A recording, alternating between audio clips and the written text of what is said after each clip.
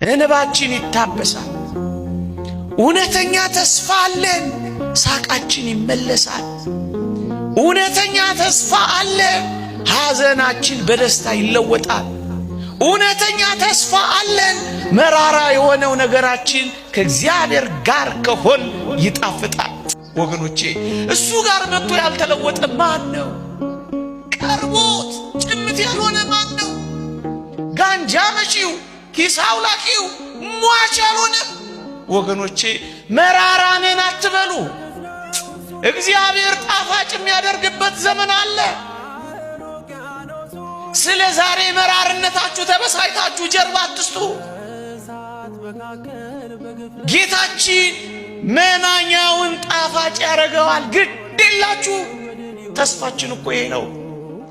እስራኤል በበረሃ ሲጓዙ ላስታውሳችሁ፣ መጀመሪያ የገጠማቸው ማራ የሚባል መራራ ውሃ ነበረ።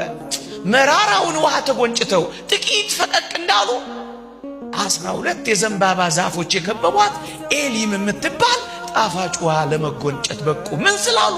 ጥቂት ፈቀቅ ስላሉ። ጥቂት ጸልዩ፣ ጥቂት በሃይማኖታችሁ ጽኑ፣ ጥቂት ተጋደሉ፣ ጥቂት አገልግሉ፣ ጥቂት ሱባኤ ያዙ፣ ጥቂት አብራችሁት ሂዱ፣ ጥቂት አብራችሁት ተጓዙ። ጣፋጩን ታገኙታላችሁ። በመራራው ተመራችሁ አትቅሩ። ያቺ ኑኃሚን ተከትላ የመጣችው ሩትን ተመልክቷት እንዴት ጣፋጭ ሆና የክርስቶስ አያት ለመሆን እንደበቃች ይባል።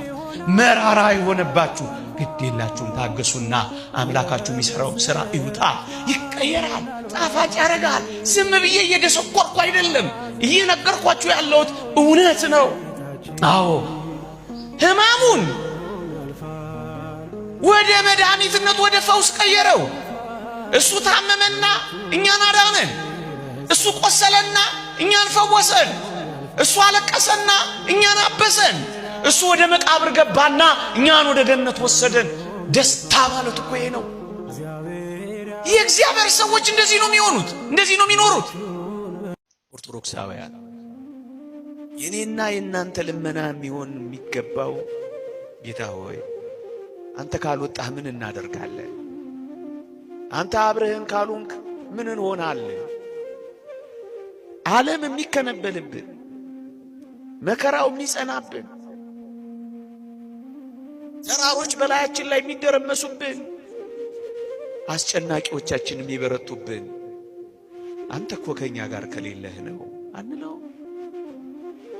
ወገኖቼ ብዙ ጥቂት የሚሆንብን፣ የነካነው የሚደርቅብን፣ ተናግረን የማንሰማው፣ እግራችን ነክቶት የሚደርቀው እግዚአብሔር እኮ ከኛ ጋር ሳይኖር ሲቀር ነው። እግዚአብሔር ከኛ ጋር ከወጣ፣ እግዚአብሔር ከኛ ጋር ከሄደ ግን ወገኖቼ አይተናል በመጻሕፍት ባህሩን ተሻግረዋል፣ ኃያላንን ጥለዋል፣ ነገሥታትን አዋርደዋል፣ ብርቶችን ደካማ አድርገዋል፣ የኮሩትን አሳፍረዋል፣ የተገዳደሯቸውን ጥለዋል። ምክንያቱም እግዚአብሔር ከነሱ ጋር ወጥቷል።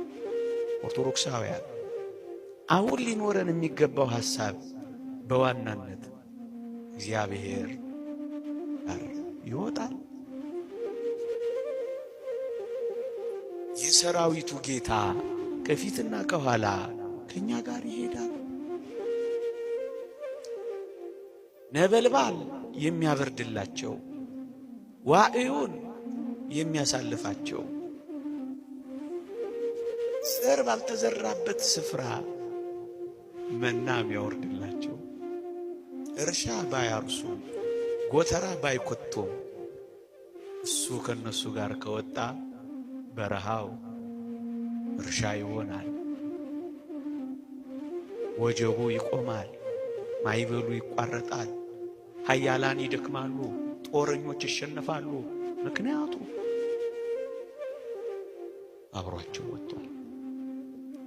እርግጠኝነት ኦርቶዶክሳውያን ምእመናን የትም እንሂድ የት እንዴትም እንኑር እንዴት በምንም ሁኔታ እንመላለስ